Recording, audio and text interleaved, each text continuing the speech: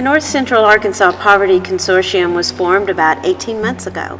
We here at ASUMH wrote a grant to the Rockefeller Foundation asking for planning money to work on reducing poverty in North Central Arkansas and the 7-county region that we have.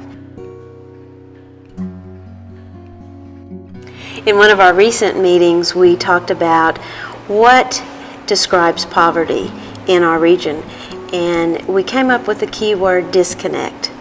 We do not connect the poverty resources to help those in poverty, because we do have a multitude of resources to help people in all 7 counties that we cover, but the individuals and even some of the services that are available do not realize everything that is available, and we need to all be connected as a group.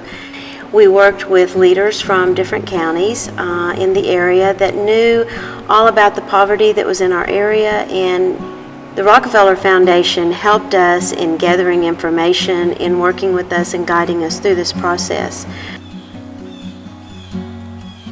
The ASU program with Career Pathways was started in 2007. This is our 4th year for the Pathway program. We are a program designed to get people a degree or a certificate and then get them out into the workforce. Currently, we have a total of an average of around 150 to 160 completers every year for the program. We have a goal of trying to get at least 55% of these people employed unless they go on to continuing to school. I am a mother of 2. I've been married for 10 years and a lifelong resident of Baxter County. I got into college late. I didn't start until I was 25. I worked as a legal assistant for 7 years before I started college. What I was told was, in addition to the Pell Grants and other assistance, that there is Career Pathways that helps with extra expenses like the cost of books, child care, and gas assistance. It's the little things that start adding up that make it more difficult, and they've definitely been able to assist with that. By getting them into the workforce, then that of course gets their wages up to a level where they are above the poverty level, and that's all what the consortium is all about.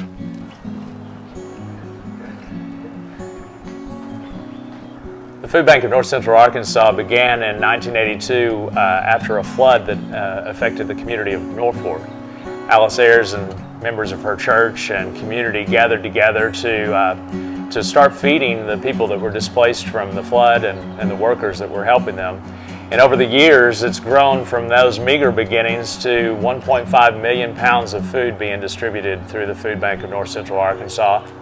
The food pantries that we serve are the Mountain Home Food Basket. We also work with Salvation Army, several of our shelters and the communities. We do the backpack programs, and we also have day centers for handicapped children and adults.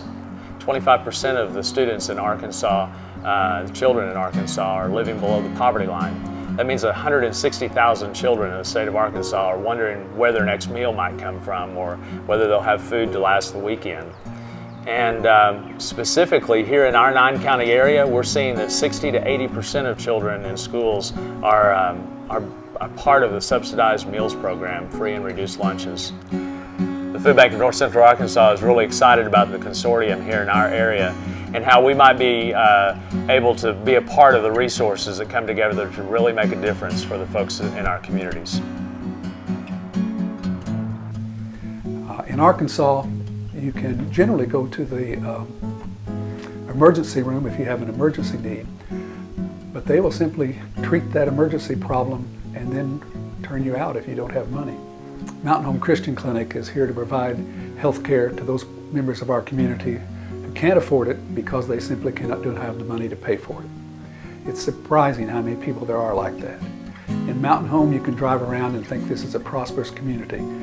We have people that come to see us who live in cars. We have people who live in unheated trailers through the winter.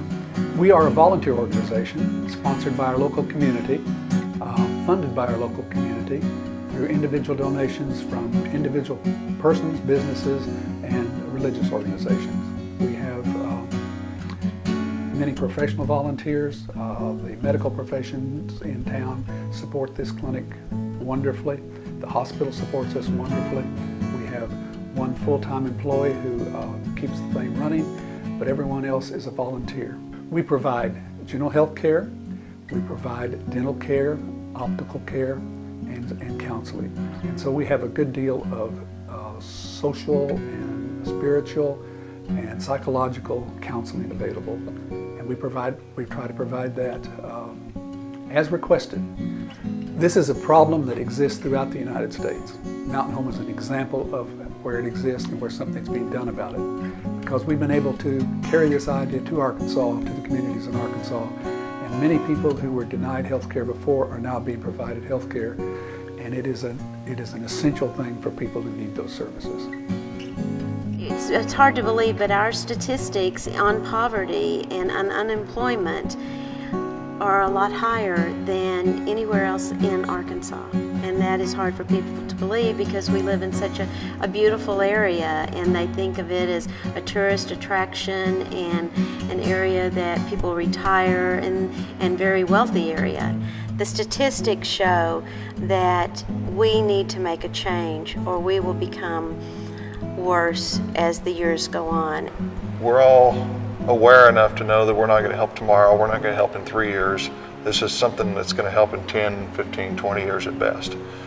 And it takes some study to understand of how to help and the mentoring and the leadership that's necessary to give them hope and a way out of their situation.